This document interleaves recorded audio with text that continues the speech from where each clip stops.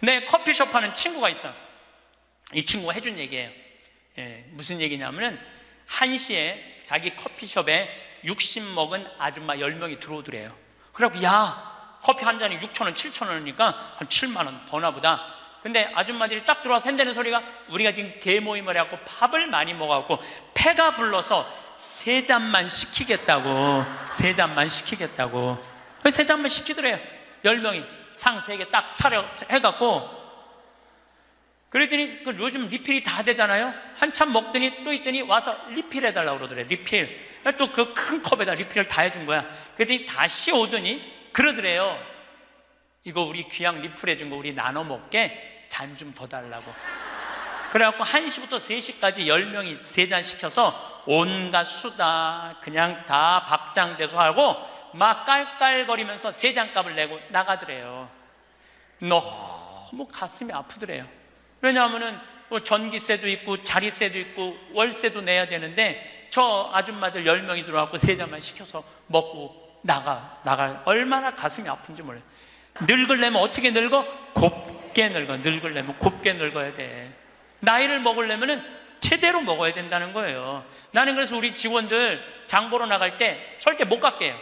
돈 못 깎게. 그거 300원, 400원 깎아서 뭐해? 우리 직원이 지난번에 그러더라고요. 자기가 저기 막 호박을 20개를 사는데 한 푼도 안 깎길래 하나 더 얹어주더래. 더 얹어주길래 아 이거 우리 신부님이 깎지 말라고 그런다고. 깎지 말란다고 그래. 나도 농사 짓는 사람이라요.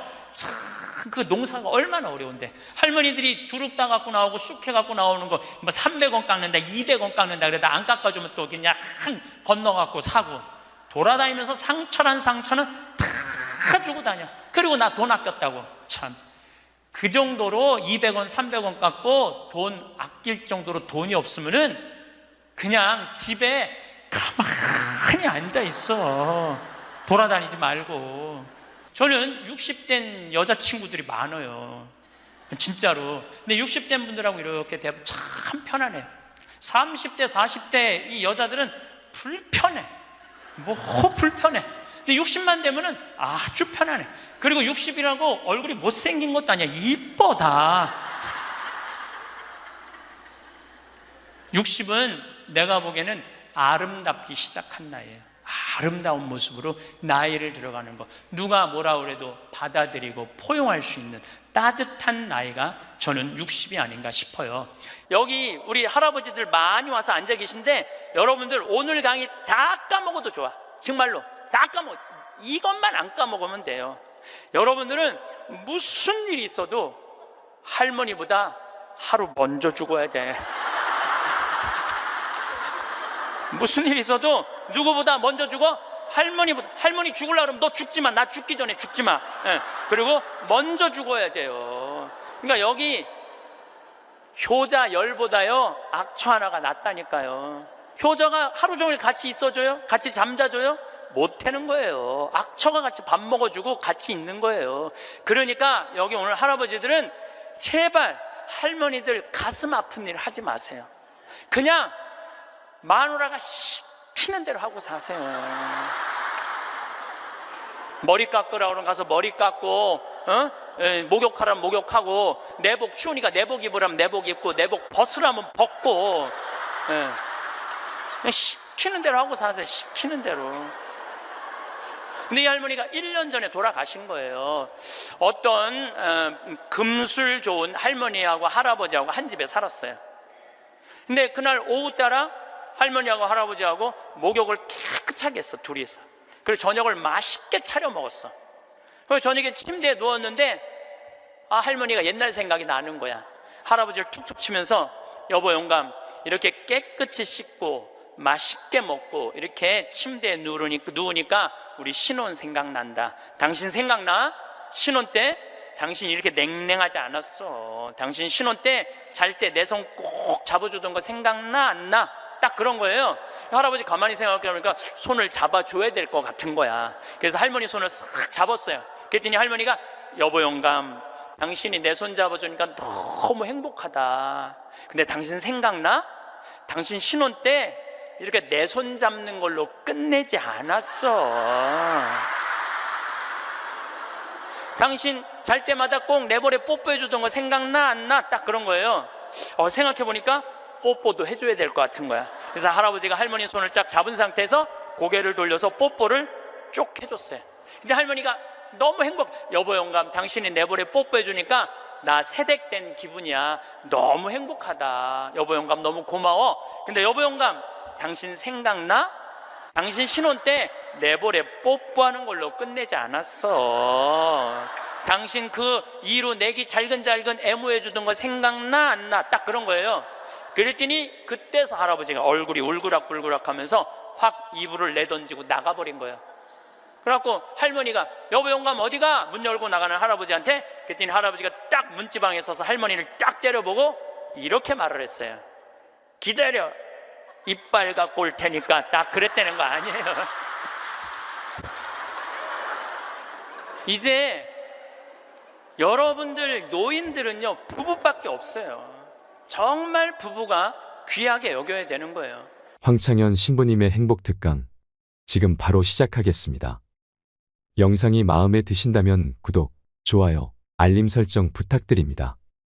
마지막에 황창현 신부님이 직접 쓰신 글도 함께 들으시면 좋겠습니다. 내가 40이 돼서 제일 감사한 것 중에 하나가 미운 사람이 하나도 없는 거예요.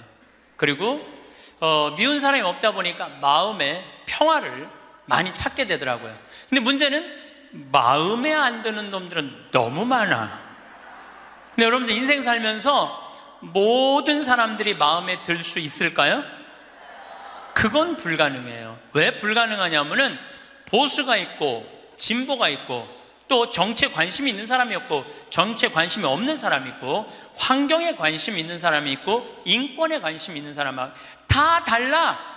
다 다른데 어떻게 나하고 생각이 다르다고 미워할 필요까지 있느냐 이거예요. 그냥 네모난 놈은 네모난 대로, 세모나면 세모난 대로, 동그라면 동그란 대로 인정해 주면 돼요. 그리고 제가 40이 들어서 제일 감사한 것 중에 하나가 30대 때는 일일이 막 지적해주고 가르쳐야지 속이 편했는데 40대는 안 그래요. 왜 안 그러느냐면 귀찮아. 그런 거를 일일이 다 신경 쓴다는 것 자체가 귀찮아요. 그런 것까지 신경 쓰고 살 필요가 없는데 뭐하러 그렇게 크고 세세한 것까지 관심을 갖고 사느냐 이거예요. 어제는 이제 수원 우리 내 두 번째 멘토 신부 성당에 가서 강의를 하게 됐는데 오늘 평화방송 한다고 좀 이렇게 마사지를 받으려고 그러는데 마사지 예약한 사람이 까먹고 집에 휴가를 가버렸다고 그러더라고요. 그래갖고 이제 직원을 바깥에서 운전하는 직원을 한 30분 정도 기다리는데 그 성균관대학 수원에 성균관대학이 있는 데인데 그 수많은 젊은 여대생들이 확 지나가더라고요. 그런데 참 슬픈 건지 좋은 건지 모르겠는데 지나만 가지 얼굴이 안 보여. 눈이 이게 침침해 갖고요. 이쁜 여자가 안 보여. 이쁜 여자가. 그것도 한편으로는 참 좋다 그런 생각도 들더라고요. 근데 이제 30분을 내가 길에서 기다리다가 직원이 뭐 때문에 잘못돼 갖고 늦게 도착을 했는데 내가 딱 탔는데 우리 직원이 그러는 거예요. 지금 왜 신경질을 안 부리세요? 그러더라고요. 근데 부리고는 싶은데 기운이 없어. 신경질 부릴 기운이 없어. 그래서 나이를 먹는 게 좋은 면도 있구나. 사소한 것에 신경이 점점 멀어지는 참 좋은 것도 있구나 이런 생각이 들어요. 제가 늘 강의 때 말씀드리지만은 우리가 모든 사람 사랑하기 쉽지 않아요. 근데 문제는 동그란 사람들이야. 마음이 예쁜 사람들은 모든 사람 사랑하려고 그래요. 난 그 사람들이 제일 짜증나는 사람들이에요. 모두 사랑하려고 덤비는 사람들. 예수님은 모두 사랑하라고 그런 적이 없어요. 서로 사랑하라고 그랬죠. 이제 모두 사랑하라고 그랬어요. 여러분도 오늘 이후부터 서로 사랑하세요. 우리 인생에는 궁합이 맞는 사람이 있어요. 이거 아주 중요합니다. 나하고 궁합이 맞는 사람이 있어요. 저는 내 인생에 참 궁합 맞는 사람들이 많은 편인데 내 인생에 가장 궁합 잘 맞았던 분은 2012년에 돌아가신 87세에 돌아가신 김창린 필립보 신부님이 나하고 궁합이 제일 잘 맞았던 신부님이에요. 근데 이 신부님은 내가 신학생 때 별명이 호랭이 신부님이에요. 호랭이 신부님. 호랭이 신부님인데 얼마나 무서웠느냐 하면은 미사 딱 시작, 문 딱 잠궜어요. 미사 시작하면은. 그리고 미사 때 움직이잖아요? 그 자리에서 쫓아냈어요. 나가라고. 미사 때 움직이면은. 조금도 떠드는 걸 못 보셨어요. 조금만. 만약에 애가 뛰어다닌다, 그럼 애 3살, 4살도 욕을 바가지로 얻어먹어요. 욕을. 에? 그리고 그 엄마는 말할 것도 없고. 한 번은 내가 그 신부님 철산성당 보좌 신부로 있을 때인데 미사라는데 꼬마가 저 앞에서부터 오는 거야. 모든 교우들이 얼음이 됐어요. 혼날 거 이제 시작이 되니까. 근데 신부님 딱 미사다 멈춘 거예요. 얘는 아무것도 모르고 막 3살, 4살짜리가 오는 거야. 근데 딱 신부님이 입이 참 북한 분이라 거치세요. 이 애새끼 엄마 누구냐고. 나오라고. 이 거룩한 미사에 이렇게 애새끼를 막 놔두고 이 엄마 나오라고. 근데 진짜 중요한 거는 그 엄마가 끝까지 안 나왔다는 거예요. 너무 무서우니까 못 나온 거야. 그래서 누가 데리고 나갔느냐면 미사 봉사자가 데리고 나간 거예요. 그래서 그 엄마 1년 동안 뭐라고 그랬냐면 저거 엄마이길 포기한 인간이라고. 저기 엄마냐고. 그만큼 무서웠어요. 이 신부님은 참 원칙적인 분이세요. 신앙에 애누리가 없는 분이에요. 그리고 내가 보좌 신부 때 이렇게 보면은 판공성사 이제 한참 하잖아요. 그럼 우리 그때 신자가 14,000명이었어. 그러면은 고해 성사를 주면은 신부님 고해 들어가면 혼이 나니까 신부님 고해소는 안 들어가는 거예요. 그 내 고해만 나가보면 막 신부님 없어. 그 신부님 기다리다가 딱 나와갖고 이리 와 소리를 질러요. 그럼 저 끝에 있는 사람들이 어쩔 수 없이 가. 신부님 고해소 들어가면 다시 이쪽에 와서 붙는 거야. 내 쪽에 와서. 그래서 내가 하루에 500명씩 성사를 준 적이 있어요. 하루에 500명씩. 그러니까 그렇게 성사를 많이 줘갖고 나중에는 어떤 보좌 신부 때 어떤 병에 걸렸는지 하도 이걸 많이 하다가 이제 한 번은 문을 열고 고해를 듣는데 대답이 없는 거야. 그래서 왜 고해를 안 하냐고 눈을 떠봤더니 내 침대에서 옆에 창문을 열고 이러고 있더라고요. 창문을 열고. 그렇게 무서운 신부님이었는데 참 편안했어요. 그래서 신부님 내가 평창의 성 필립보 신부님 본명이 필립보예요. 김창림 필립보. 신부님 나 생태마을 꾸미고 싶다고. 네가 한다면 내가 도와줄게. 그래갖고 신부님이 30억 평생 북한에서 넘어가고 학비 고생을 많이 하고 신학생들 장학금 한다고 신부님 모아둔 거 30억을 내놓으신 거예요. 근데 신부님이 이제 은퇴를 하셨어요. 마지막 11년 동안 내가 모시고 살았어요. 근데 한 번도 서로 큰 소리 얼굴 붉힌 적이 없어요. 그렇게 무서운 신부님인데 한 번도 얼굴을 붉힌 적이 없어요. 신부님하고 뭐 에피소드가 너무 많은데 신부님이 당신 성구가 서로 사랑하라야 내 성구 액자 너한테 줬는데 어디 있느냐고 2년을 괴롭히더라고요. 2년을. 나는 그런 거 본 적 없다. 이놈 새끼 내가 너한테 성구 줬는데 네가 내 걸 우습게 한다고 욕을 먹었는데 나중에 알고 보니까 신부님 그 철산성당 사무실에 있었던 거야. 근데 내가 그것 때문에 황당한 게 아니야. 서로 사랑하라는 성구를 내가 찾아서 우리 지금 생태마을에 걸어놨는데 참 기가 막혀요. 서로 사랑하라 그러는데 이렇게 그 뒤에 배경 그림이 뭔지 아세요? 호랑이 2마리가 서로 끌어안고 있는 거야. 한번 생태마을에 오시면 한번 보세요. 하여튼 호랑이. 그런데도 신부님하고 마지막까지 정말로 아버지 아들같이 잘 지냈어요. 근데 이제 신부님이 2월 15일 날 입원하셨는데 뭐 이제 한 3개월 보름 정도 했는데 월요일 날 돌아가실 것 같아요. 우리 주교님들 다 모이고 교구청 신부들 다 모여갖고 돌아가신다고 그러는데 신부님이 안 돌아가시는 거야. 밤 12시가 돼도. 그러니까 뭐 주교님 뭐 황신부 있을 거지? 우리 각계 뭐 교구청의 신부들 우리 각계 다 가고 나만 돌아가시는 언제 돌아가시나 보는데 새벽 3시까지도 안 돌아가시네? 나는 다음날 강의 있는데 라고 신부님이 하여튼 나 지금 바빠서 간다고 가는데 이틀 지났는데 느낌이 이상해. 그래서 부관장 신부한테 네가 나머지 다 해라. 나 아무래도 신부님 돌아가실 것 같다. 그래서 이제 수원 빈센트 병원에 왔어요. 딱 왔는데 신부님이 이틀 동안 혼수 상태에 계시더라고. 그래서 내가 신부님 귀에다가 이렇게 말했어요. 신부님 이제 가셔라. 신부님 힘든데 신부님도 가셔야지. 신부님도 편안하고 나도 힘들어 죽겠다 왔다 갔다 그랬는데 신부님이 눈을 딱 뜨는 거예요. 얼마나 놀랬는지 몰라요. 죽으라고 그러는데 눈 뜨니까 얼마나 내가 놀래.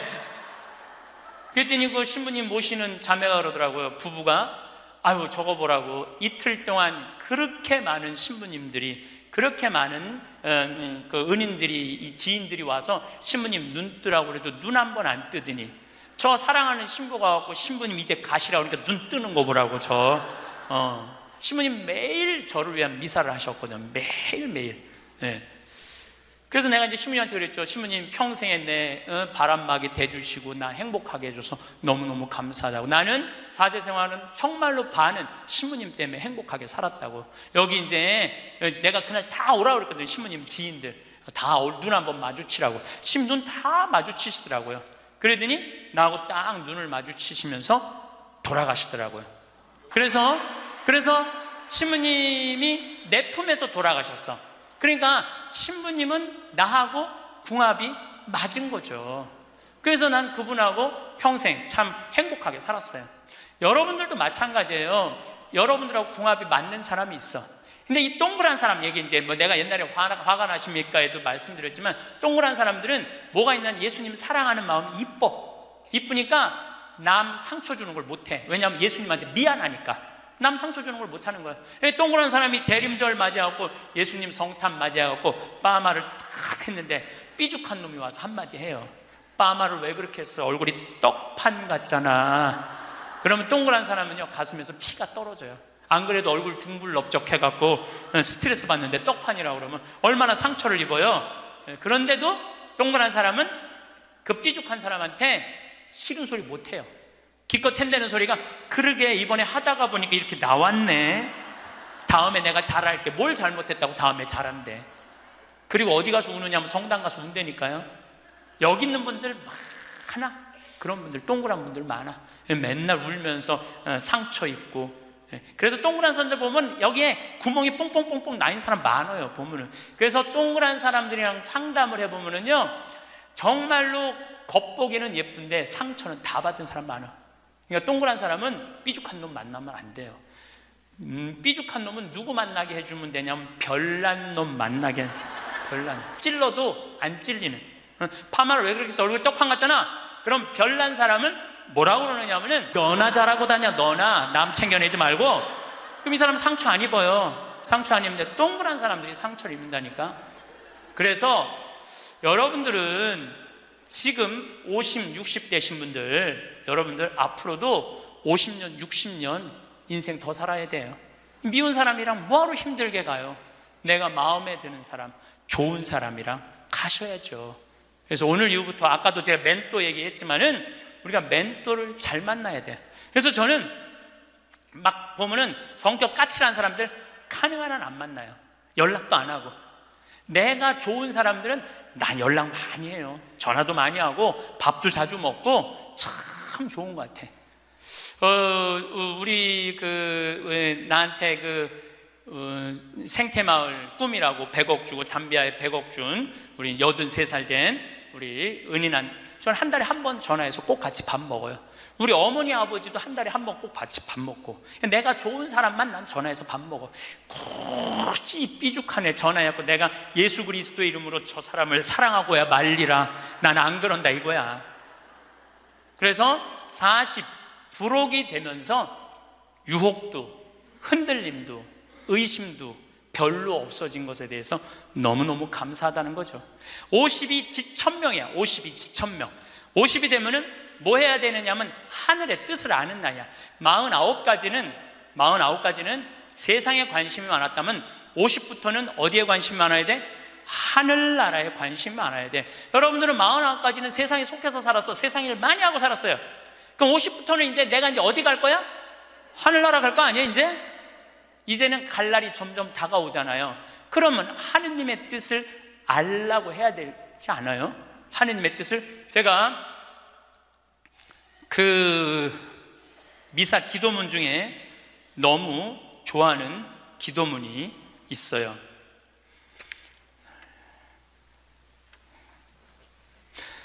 하느님 아버지 성찬의 전례 때예요. 저희가 그리스도의 죽음과 부활을 기념하며 생명의 빵과 구원의 잔을 봉헌하나이다. 또한 저희가 아버지 앞에 나와 봉사하게 하시니 감사하나이다. 많이 들어봤죠?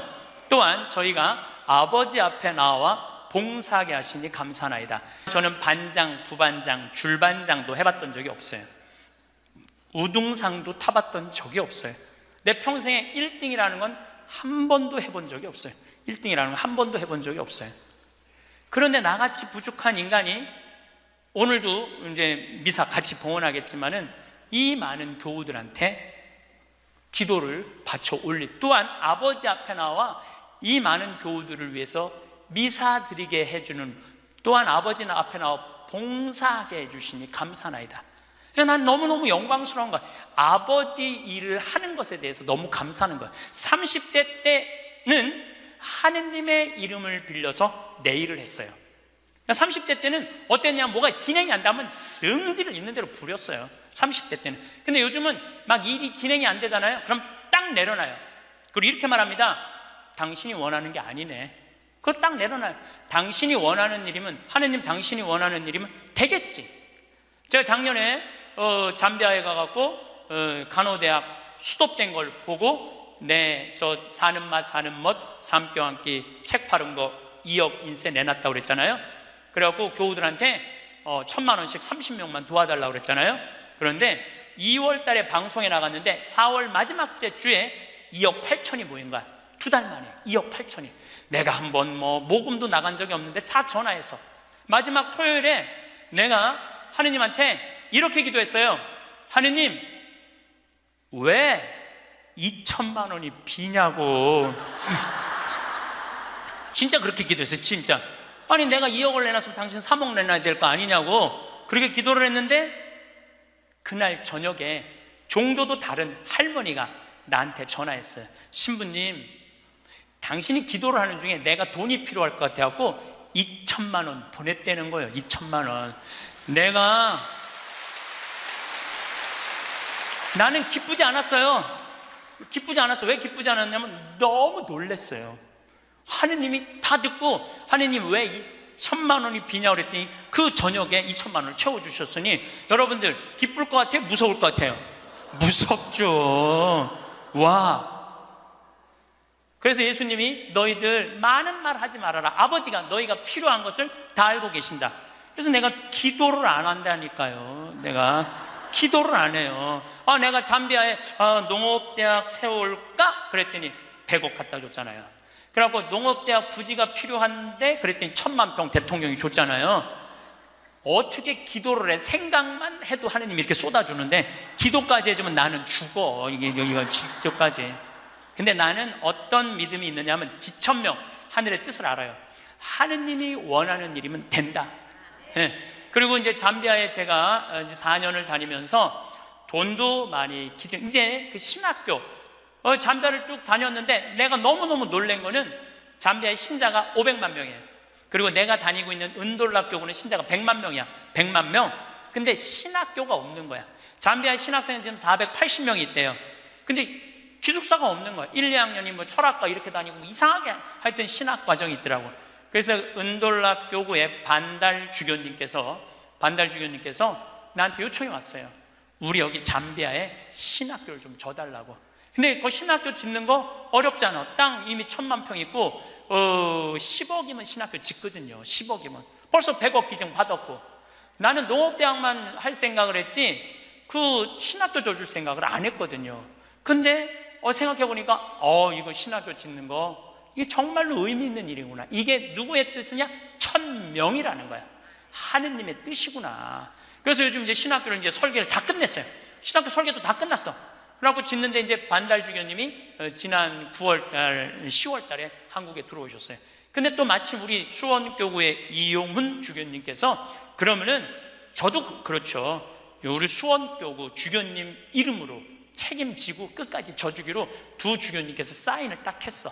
내가 그걸 보면서 그래, 하느님이 이렇게 역사하시는구나, 그런 걸 느끼면서 내 일을 하는 게 아니라 이제 누구 일을 해? 하느님의 일을 해. 하느님의 일을 하니까 내가 책임질 필요 있어요, 없어요?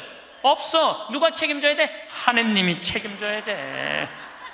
그야말로 내 기도는 배째라야. 줄래면 주고 말래면 말아라. 그런데 잠비아에 이번에 미국 교우들이 20명이 따라왔어요. 그런데 참 그 사연이 기가 막히더라고요. 딸이 수의학과 다니다가 교통사고로 죽은 거야. 보나라는 아이인데 24살인가 6살에. 근데 그 딸 생일날 잠비아에서 보나 샘이라고 샘을 판 거예요. 근데 그분들이 그 주교님을 만나더니 우리도 잠비아에 신학교 주는데 자기네들이 가능한 한 100만 달러 다 모아보겠다는 거예요. 이게 그러니까 내가 그런 일을 저지르는 게 아니라 하느님이 알아서 하는 거야. 나는 뭐만 해? 심부름만 하는 거야. 또한 아버지 앞에 나와 봉사하게 하시니 감사하나이다. 여러분들 여기 50대신 분들, 50 넘으신 분들 아직도 세상 것에 연연하고 매달린다면 언제 1000명 하늘의 뜻을 알 거예요. 이제 이 세상 돌아가는 삼라만상 이치 다 할 나이 아니에요. 50이 되면은. 그렇다면은 내가 이 세상에서 하나라도 더 가지고 끝나는 게 아니고 이 세상에서 하느님 보시기 좋은 일을 하고 가는 게 중요하다는 거예요. 욕심을 버리시면은요, 여러분들 마음 안에 기쁨이 있어. 저는 요즘 미사 때마다 이 여의도 광화문에 그냥 맨날 토요일마다 강의가 있으니까 여기 못 오거든요. 근데 미사 때마다 저 100만 명이 아무 사고 없이 크게 서로 막 경찰이 막 최루탄 물대포 쏘고 이런 일 없이 우리의 의사를 잘 표현하게 해달라고 아무 사고 없이 기도해요. 우리나라 평화를 위해서. 내가 우리나라 평화를 위해서 미사일 지향을 내가 드릴 수 있는 사제가 된다는 거 너무 감사하더라고요. 그래서 여러분들도 하느님 아버지, 내가 구역장으로 봉사하게 하시니 감사하나이다. 하느님 아버지, 내가 성모회장으로 봉사하게 하시니 감사하나이다. 하느님 아버지, 내가 반장으로 봉사하게 하시니 감사하나이다. 이렇게 기도해야 돼. 근데 50이 돼갖고 기껏 텐대는 소리가 하느님 이번에 프레스디움 단장 안 하게 해주시니 감사하나이다. 이러면 안 된다는 거예요. 62순이라고 해. 62순. 이순이라는 건 뭐냐면 60이 되면 귀가 편안해야 되는 나이예요. 60. 화가 나지 말아야 돼. 누가 내 욕을 해도 화가 나지 말아야 돼. 근데 60 된 분들 막 누가 내 욕을 해. 그럼 뭐라 그래? 나를 내가 산전수전 다 겪었는데 날 뭘로 보고 내 욕을 해? 내가 이놈을 뻔때를 보여주리라. 이때부터는 나이를 헛먹는 거예요. 누가 내 욕을 해도 화가 나지 말아야 돼. 내 커피숍 하는 친구가 있어. 이 친구가 해준 얘기예요. 무슨 얘기냐면은 1시에 자기 커피숍에 60 먹은 아줌마 10명이 들어오더래요. 그래갖고 야, 커피 한 잔이 6,000원, 7,000원이니까 한 7만 원 버나 보다. 근데 아줌마들이 딱 들어와서 한다는 소리가 우리가 지금 개모임을 해갖고 밥을 많이 먹어갖고 패가 불러서 3잔만 시키겠다고. 3잔만 시키겠다고. 그래서 3잔만 시키더래요. 10명이 상 3개 딱 차려 해갖고. 그랬더니 요즘 리필이 다 되잖아요. 한참 먹더니 또 있더니 와서 리필 해달라고 그러더래. 리필. 또 그 큰 컵에다 리필을 다 해준 거야. 그랬더니 다시 오더니 그러더래요. 이거 우리 귀양 리필 해준 거 우리 나눠 먹게 잔 좀 더 달라고. 그래갖고 1시부터 3시까지 10명이 3잔 시켜서 온갖 수다 그냥 다 박장대소 하고 막 깔깔거리면서 3잔 값을 내고 나가더래요. 너무 가슴이 아프더래요. 왜냐하면은 또 전기세도 있고 자리세도 있고 월세도 내야 되는데 저 아줌마들 10명이 들어와서 3잔만 시켜서 먹고 나가 얼마나 가슴이 아픈지 몰라요. 여러분들 돈이 없으면은 막심 골드 그 150원이야. 스틱 커피 그거 10개 사면 1,500원이야. 그럼 보온병 사다가 종이컵 사다가 종이컵은 안 되지만은 그냥 그 앞에 공원이거든. 그거 먹으면 되지. 왜 그 남의 상처를 이걸 뭐라고 하냐면은 나이값도 못한다고 그러는 거야. 늙으려면 어떻게 늙어?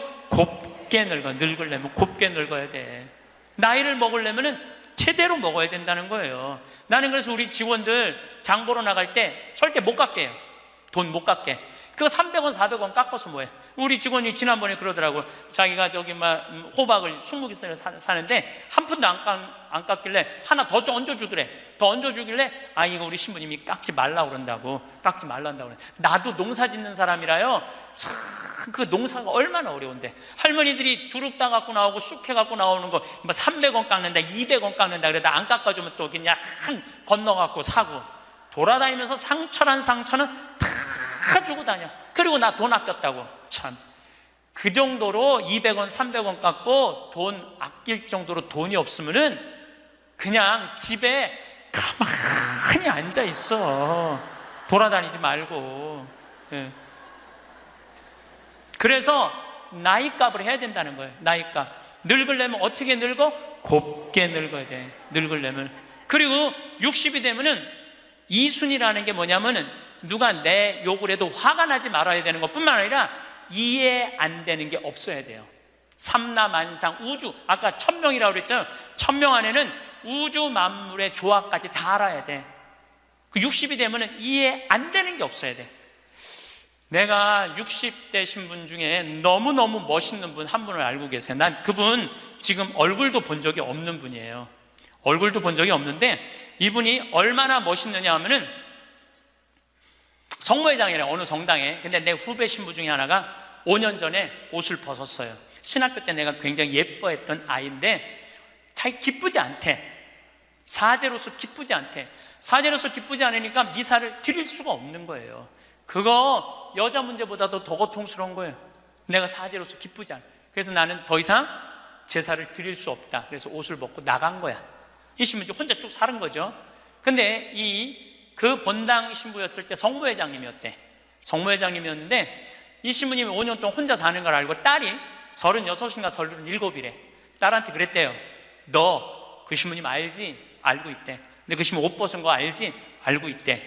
근데 너 지금 시집도 안 가고 혼자 사니 이렇게 허송세월 보내지 말고 신부님 외롭고 힘든데 너 신부님한테 시집이나 가서 밥도 해주고 빨래도 해주고 의지가지 하면 어떻겠느냐. 그 성모회장님이 남편도 설득했대. 당신 저 본당 신부님 있을 때 저런 사이 하나 있으면 좋겠다고 그러지 않았느냐고. 저 사이 사모면 되지 않겠느냐고 남편도 설득하고 남편도 좋다고 그랬대.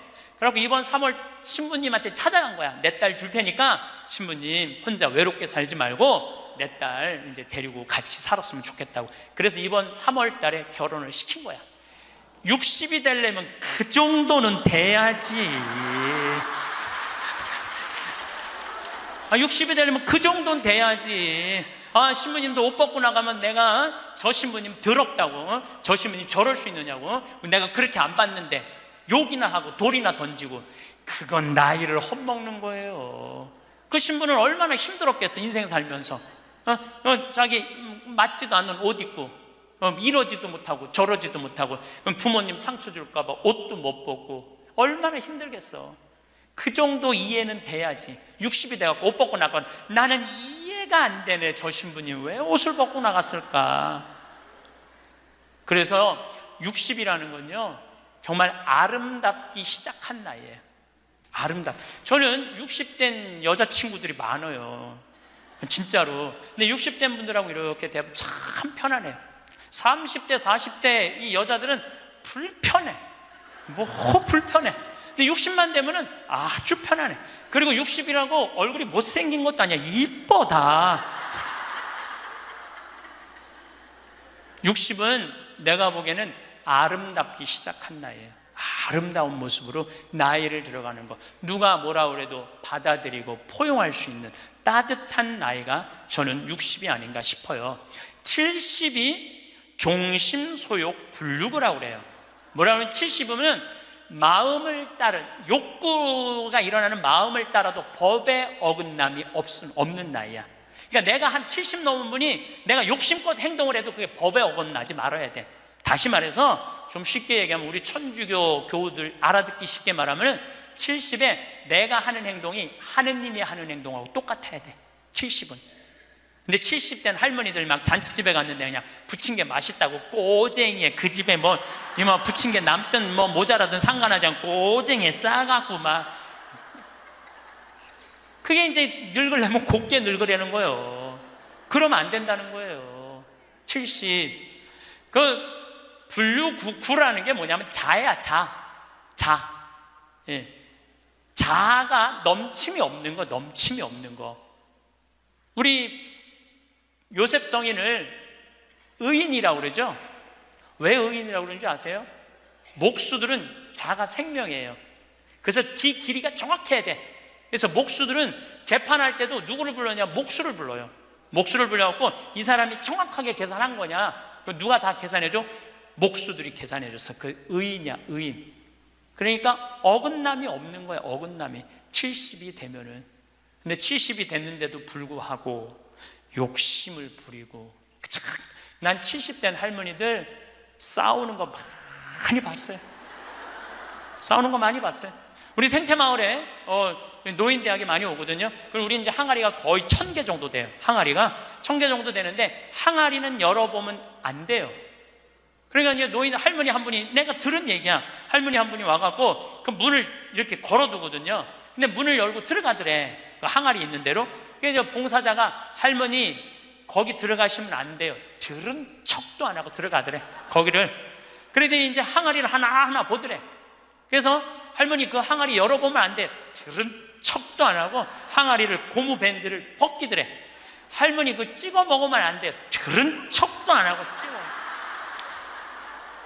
그 항아리 하나 200만 원인데 300만 원인데 그거 하나 저기 막 거기에 구데기 생기면 누가 책임질 건데. 예. 그래서 우리가 나이를 먹어가면 먹어갈수록 상식이 가득 차야 돼요.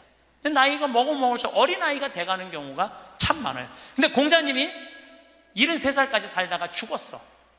무슨 얘기냐면은 천지가 80이 넘게 사는데 70까지만 얘기를 하고 죽은 거야. 공자님이 80은 어떻게 살으라고. 그래서 내가 80을 내가 생각을 해봤어요. 80은 뭐 해야 되는 나이냐면은 생생지심의 나이예요. 생생지심.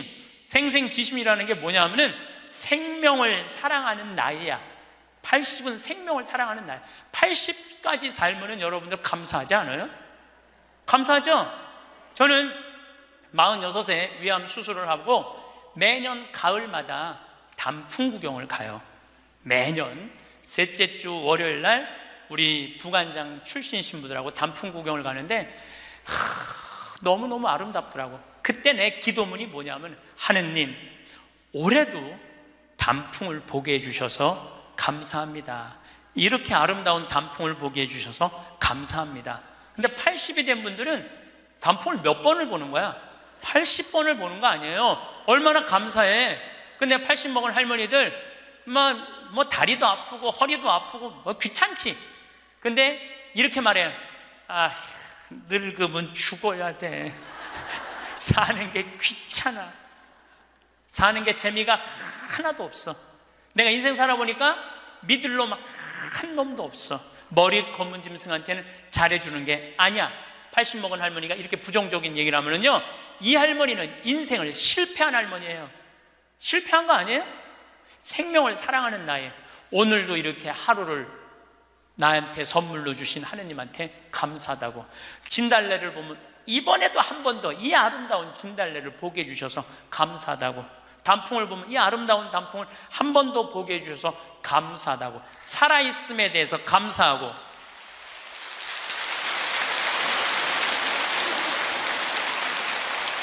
생명에 대해서 사랑하는 마음. 예. 저는 우리 요즘 대리임 때 우리 직원들 마니또를 해요. 작년에 느닷없이 마니또를 하자고 그러더라고요. 그래서 이제 쭉 뽑았어. 우리 직원이 40명인데 나는 이제 60 먹은 형제가 뽑혔어요.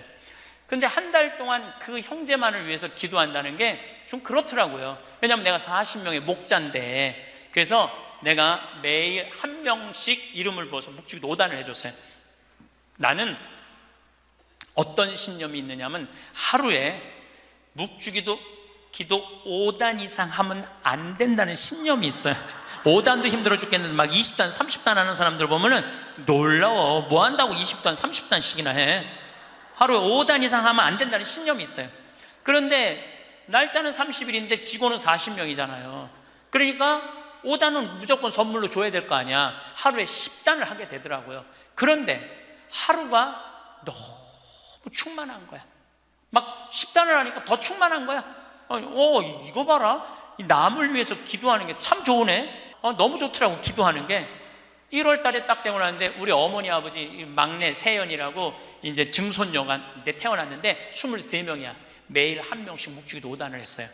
2월 달에는 내가 이제까지 살아오면서 나하고 사이 좋았는데 죽은 사람들 위해서 묵주기도 5단. 여러분들 여기 화랑에 작년 12월 14일 날 내 친구 신부 김순겸 사도 요한 신부가 모잠비크에서 선교사 하다가 죽었어, 교통사고로. 근데 그 신부가 그림 그린 거 여기 지금 전시해요.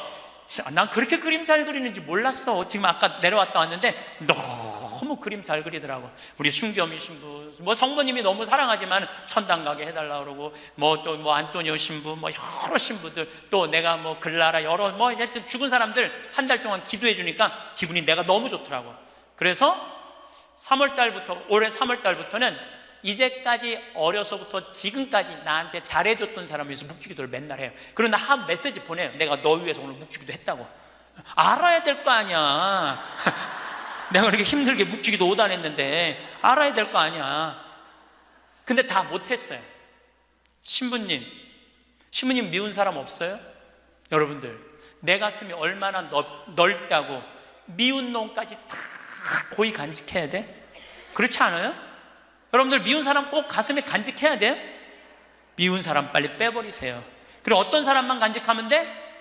좋은 사람, 소중한 사람만 하면은 그러게도 우리 인생은 벅차요.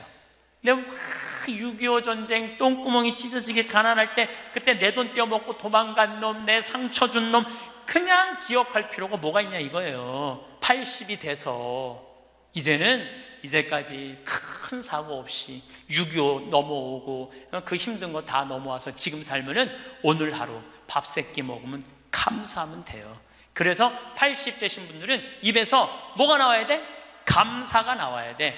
제가 자신 껴안기라는 주제로 이야기를 이제까지 했습니다.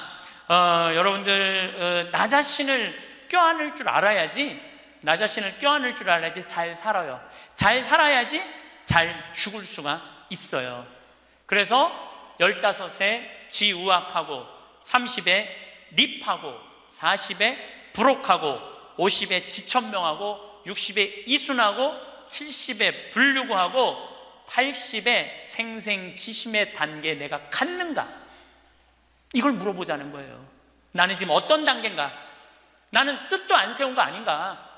뜻도 안 세우고 공부도 안 하고 또 내가 섰다면은 어떻게 살아가야 될 것인가? 쓴 사람으로서. 그 나는 정말로 욕심 없이 유혹받지 않고 악의 유혹을 받지 않고 정직하게 살아가는, 주님 보시기에 좋게 살아갔는가? 그리고 하늘의 뜻은 내가 알고 있는가? 하늘의 뜻은. 그리고 마음이 평화롭게 이순하고 있는가?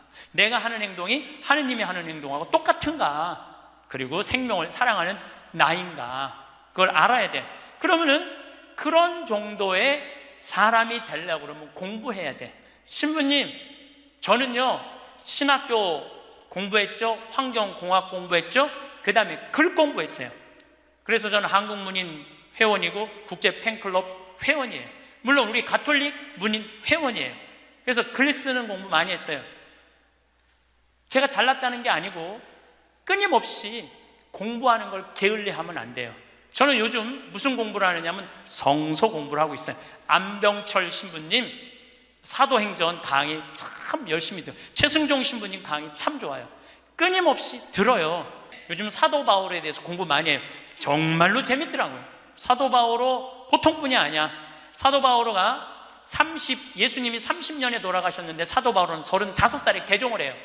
5년 동안 천주교 신자를 얼마나 많이 박해했는지 몰라. 5년 동안 집집마다 다니면서 잡아 감옥에다 가뒀어요. 집집마다. 스테파노 죽일 때 옷 들고 있었고, 그리고 다마스커스로 가다가 말에서 떨어지죠. 예수님이 사울아 사울아 왜 나를 박해하느냐. 그리고 35년서부터 45년까지 10년 동안 돌을 닦아요. 돌을.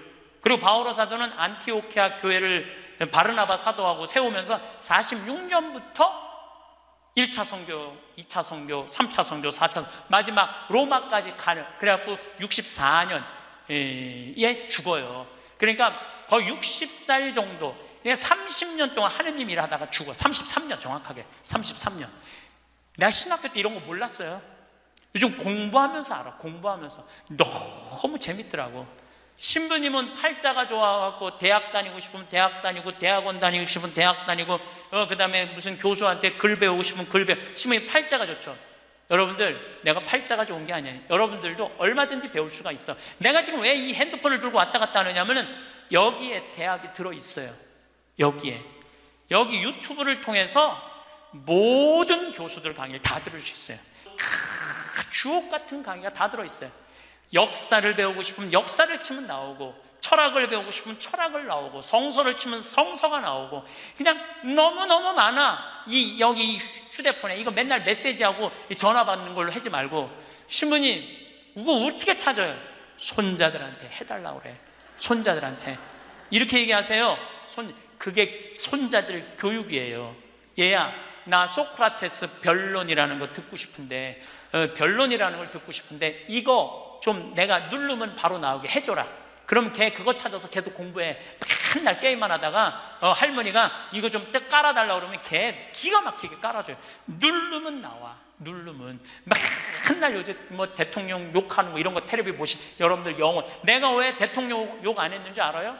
내 입이 싫어서 안 한 거예요. 내 입이. 예. 지금 얼마나 이 아름답고 멋있는 일이 많은데 그런 거에 내 영혼, 여러분들 영혼 망가질 거 하나 없어요. 결국은 내가 서야 돼. 내가 깨우쳐야 돼. 배우고 익히니 이 또한 기쁘지 아니한가? 라는 우리 공자님 말씀대로 저는 여러분들이 공부했으면 좋겠어요. 공부를 하면은요, 소크라테스 말씀처럼 지식은 덕으로 가고 덕은 곧 행복으로 이어진다는 거예요. 그래서 우리 교우들 열심히 공부하셔서 조금 더 성숙한 사람으로 변화돼 나갔으면 좋겠어요. 영광송 바치겠습니다. 성부와 성자와 성령의 이름으로. 영광이 성부와 성자와 성령께. 성부와 성자와 성령의 이름으로. 아멘. 감사합니다. 시작 기도 바치겠습니다. 성부와 성자와 성령의 이름으로. 이 기도는 동아일보에 어느 95살 되신 분의 회한을 적은 내용입니다. 어느 95세의 어른의 수기. 나는 젊었을 때 정말 열심히 일했습니다. 그 결과 나는 실력을 인정받았고 존경을 받았습니다. 그 덕에 65세 때 당당한 은퇴를 할 수 있었죠. 그런 내가 30년 후인 95살 생일 때 얼마나 후회의 눈물을 흘렸는지 모릅니다. 내 65년의 생애는 자랑스럽고 떳떳했지만 이후 30년의 삶은 부끄럽고 후회되고 비통한 삶이었습니다. 나는 퇴직 후 이제 다 살았다. 남은 인생은 그냥 덤이다 라는 생각으로 그저 고통 없이 죽기만을 기다렸습니다. 덧없고 희망이 없는 삶. 그런 삶을 무려 30년이나 살았습니다. 30년의 시간은 지금 내 나이 95세로 보면 3분의 1에 해당하는 기나긴 시간입니다. 만일 내가 퇴직할 때 앞으로 30년을 더 살 수 있다고 생각했다면 난 정말 그렇게 살지는 않았을 것입니다. 그때 나 스스로가 늙었다고, 뭔가를 시작하기에는 늦었다고 생각했던 것이 큰 잘못이었습니다. 나는 지금 95살이지만 정신이 또렷합니다. 앞으로 10년, 20년을 더 살지 모릅니다. 이제 나는 하고 싶었던 어학 공부를 시작하려 합니다. 그 이유는 단 한 가지. 10년 후에 맞이하게 될 105번째 생일날 95살 때 왜 아무것도 시작하지 않았는지 후회하지 않기 위해서입니다. 성부와 성자와 성령의 이름으로 아멘. 우리가 죽는 날만 기다리는 사람은 사는 게 재미가 하나도 없어요. 죽는 날만 기다리는 사람은. 근데 이분은 65살에 은퇴하고 나는 죽는 날을 이제 죽을 거야. 그리고 몇 년 동안 죽는 날을 기다렸느냐면 30년 동안 죽는 날을 기다린 거야. 95살까지. 그러니까 30년 동안 돌아보니까 그 30년이 너무나 멀쩡했거든. 그 너무 아까워. 30년이. 내가 죽는 날만 기다리지 말고 65살서부터 95살 때까지 정말로 먹고 마시고 놀았다면 얼마나 행복했겠어요. 근데 이분은 그러지 못했던 거예요. 늘 드리는 말씀이지만 이제 60 되신 분들은 100살까지 삽니다. 60 되신 분들은 40년 남았어요. 50 되신 분들은 110살 삽니다. 내가 51인데 내가 몇 년 남았느냐면 59년 남았어요. 내가 59년. 이제까지 산 것도 아니에요. 40살들은 120살까지 살 겁니다. 그제 여러분들 먹는 당뇨병 안에 그 약 안에 기가 막힌 좋은 물질이 있대요. 당뇨병 안에. 그래서 그 약을 잘만 이제 컨트롤하면 그 약을 잘 먹으면 120살까지 사는데 별 문제가 없다는 거예요. 러시아에서는 노화 물질을 느리게 하는 약을 개발해낸 거예요. 그래서 이 약을 먹으면은 70살이 돼도 안 늙는 거야. 70살이 돼도 20살 같이 몸매가 좋고 피부도 좋다는 거예요. 이제 이 약을 먹기 시작하면은 제가 아까 말씀드렸듯이 세상은 완전히 새로운 세상이 펼쳐지고 있는 거예요. 그래서 미래 학자들이 앞으로는 애를 몇 살에 낳는 게 가장 합리적이냐면은 70살에 낳는 게 가장 합리적이라는 거예요. 70살에 애를 낳는 게. 그런데 저는 여기에 전적으로 동의합니다. 여기 지금 7, 80 되신 분들 다 20살에 시집 가셔서 애 낳고 살았을 거예요. 그럼 생각을 해봐요. 20살에 애 낳고 행복한 거냐? 애 한 살 때 행복하고 그 다음부터 자식 때문에 평생 속 새까맣게 끓고 사는 거예요. 여기 있는 분들 말을 안 해서 그렇지 얘기해보면은요, 지금 평생 자식 때문에 속 썩고 사는 분들 많을 거예요. 생각을 해봐요. 내가 100살까지 살면은 20살부터 100살까지 80년 동안 자식 때문에 속 썩고 사는 게 나아요? 아니면은 늙음하게 70에 나가고 한 30년 보다가 죽는 게 나아요? 어느 게 나아요? 어느 게 나아요? 늙음하게 자식 보다가 죽는 게 훨씬 나은 거예요. 저는 그래서 70에 애 낳는 게 좋다고 생각이 들어요. 70에 애 낳는 게. 4년 전에 우리나라가 100살 이상이 1,800명이었어요. 여자가 1,700명, 남자가 100명이에요. 100명. 여자들이요 안 죽어요. 여자들이 이상하게. 그런데 작년에 우리나라가 100살 이상이 몇 명이냐면은 15,000명이에요. 15,000명. 이제는 제가 보기엔 총알같이 이제 100살 이상이 50만 명, 100만 명 시대도 온다는 거예요. 100살 이상이. 근데 80살까지는 괜찮아요. 오래는 데도 있고 갈 때도 있고. 근데 80살이 넘으면은 갈 때도 없고 올 때도 없어요. 80살이 넘으면은. 그러니까 80살 넘는 분들 대부분은 어떻게 사느냐 하면은 뒷방에 앉아갖고 하루 종일 앉아있는 거. 뒷방에 앉아갖고. 그럼 뒷방에 하루 종일 앉아있는 분들 웃을 것 같아? 안 웃을 것 같아요? 안 웃어요. 웃을 일이 있어요? 혼자 하하하 하고 뭐 방에서 뭐 하고 그렇게 웃어요? 안 웃어요. 그러니까 하루 종일 한 번도 안 웃는 건 문제도 아니야. 일주일 내내 한 번도 안 웃어. 일주일 내내 한 번도 안 웃는 건 문제도 아니야. 80살에서부터 90살까지 10년 동안 한 번도 안 웃고 사는 할머니들 많아요. 그런 할머니들은 90살 때 보면 얼굴이 어떤 줄 알아요? 이러고 산다니까. 그러면은 80살 넘어서서 웃고 살려면 어떻게 해야 되느냐? 해만 뜨면 집을 나가야 돼요. 해만 뜨면 집을 나가야 돼요. 해만 뜨면 집을 나가서 경복궁을 가든 덕수궁을 가든 창덕궁을 가든 온양온천을 가든 파리를 가든 뉴욕을 가든 어디야 이 이스라엘을 가든 돌아다녀야 돼. 이렇게 돌아다닐 수 있을 때까지 돌아다니는 할머니들은 죽을 때 어떻게 죽는지 알아요? 지쳐서 죽는다니까. 지쳐서.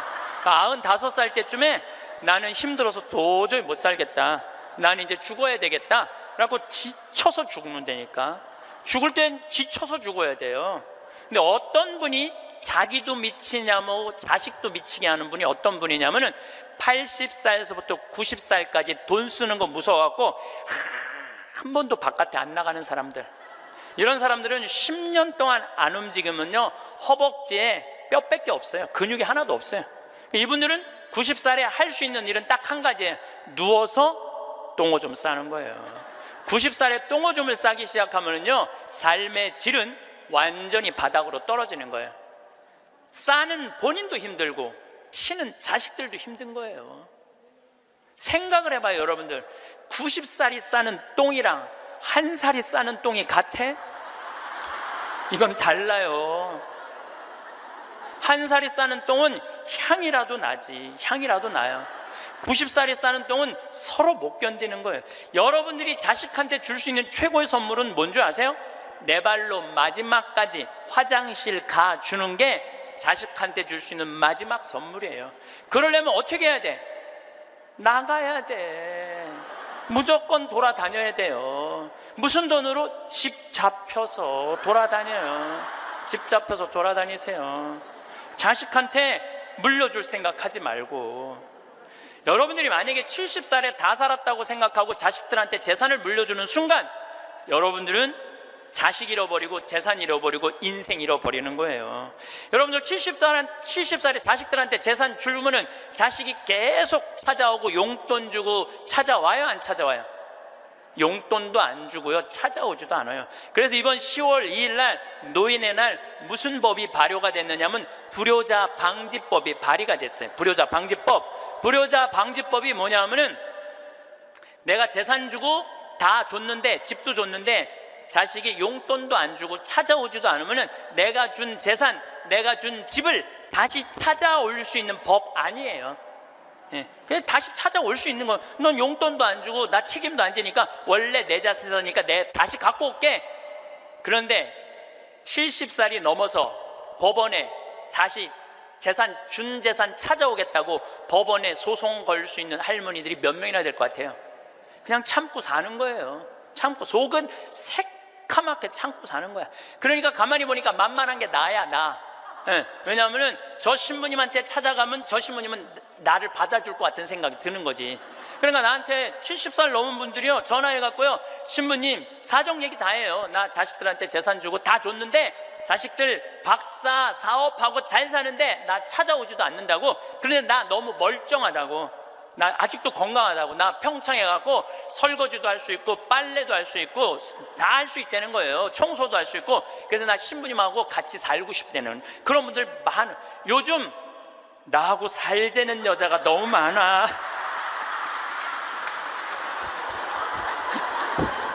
일년에 500명도 더 되는 것 같아.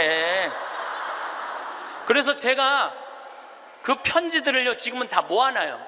왜 모아놓냐면 그 내용이 기가 막혀요. 내용이, 내가 신부님 자식을 어떻게 키워서 어떻게 성공시키고 어떻게 재산을 물려줬는데 나한테 이럴 수가 있느냐고 그렇게 구구절절 편지 쓰는 분이 많아요. 그런데 그 자식 재산은 찾아올 생각하지 않고 내가 자식보다 낫게 생각이 드는 거지. 나하고 살자고. 내가 직접 받은 전화인데 85살 된 할머니예요. 85살 됐는데 70에 아들이 그러더래요. 어머니, 나 이제 어머니 어차피 모셔야 되고 어머니도 이제 나하고 같이 살아야 되지 않느냐. 그러니까 나 5천만 원 있고 어머니 3억 있는데 그 돈 나한테 주면은 내가 아파트 분양 받아서 어머니 모시고 살겠다고. 자기는 5천만 원 투자하고 엄마는 3억 투자하고 자기가 모시고 살겠다고. 자기가 들어가서 사는 건데 말은 자기가 모시고 산다고. 근데 이 할머니가 이런 생각이 들었대요. 내가 살면 얼마나 사나? 아들이 아파트 얻겠다는데, 그래서 그 3억을 주고 들어가서 살기 시작했대요. 여러분들, 나이를 먹어서 자식이 내 집에 들어와서 사는 거랑 내가 자식 집에 들어가서 사는 거는 하늘과 땅 차이예요. 하늘과 땅 차이예요. 만약에 자식이 들어와서 사는데 마음에 안 들잖아요? 나가라고 그러면 돼. 근데 만약에 내가 자식하고 같이 살겠다고 합쳤는데 자식이 너무 마음에 안 들어, 며느리가 너무 마음에 안 들어, 그리고 대개 80된 분들은 며느리가 몇 살쯤 되냐면 60살쯤 돼요. 이 60살쯤 되는 며느리는 눈에 뵈는 게 없는 사람들이에요. 그럼 누가 나가야 돼? 80살짜리가 들고 나가야 돼요. 80살짜리가 나가야 돼요. 이게 현실이에요, 현실. 제가 며칠 전에도 들은 얘기예요. 6억을 들고 할머니가 아들 집으로 들어갔대요. 아들 집으로 6억을 들고 들어가든 60억을 들고 들어가든 그건 아무 상관이 없어요. 자식 집에 들어가서 사느냐 안 사느냐, 그게 중요한 거예요. 그런데 6억을 들고 들어갔는데 냉장고에 있는 사과도 마음대로 못 먹겠더라는 거예요. 왜냐하면 이거 혹시 며느리가 손자 주려고 갖다 놓은 거 아닌가. 그래서 전화를 했는데요. 얘야, 나 이거 먹어도 되느냐고. 왜 그러고 사느냐 이거예요. 그냥 혼자 편안하게 6억짜리면 3억짜리 아파트 가고 3억은 은행에다 넣어놓고 한 달에 100만 원만 써도 30년을 먹고 살 수 있는데 왜 그렇게 사느냐 이거예요. 그리고 이제 여러분들의 인생의 주인공은 누구냐면 여러분들이에요. 자식이 여러분들 효도할 수 없어요. 이제는 효도는 할 수 없는 세상이에요. 제가 아주 단언을 합니다. 여러분들 효도는 할 수도 없고 받아 먹을 수도 없는 세상이에요. 생각을 해봐요. 여러분들 110살까지 산다고 생각을 해봐요. 110살 먹은 엄마가 90살 먹은 아들한테 전화해갖고 얘야, 너 왜 나 요즘 안 찾아와? 그러면은 90살 먹은 아들이 당황스러울 거예요. 엄마 아직도 안 죽은 건가? 죽었는지 안 죽었는지 헷갈리는데, 가끔씩 엄마가 전화해갖고 너 왜 나 안 찾아오냐면 아들이 90살 먹은 아들이 당황스러울 것 같아요, 안 당황스러울 것 같아요? 살았는지 죽었는지도 몰라요. 90살 된 아들은. 막말로 여기 계신 분들 지금 8, 90 된 어머니 하루에 몇 번 생각해요?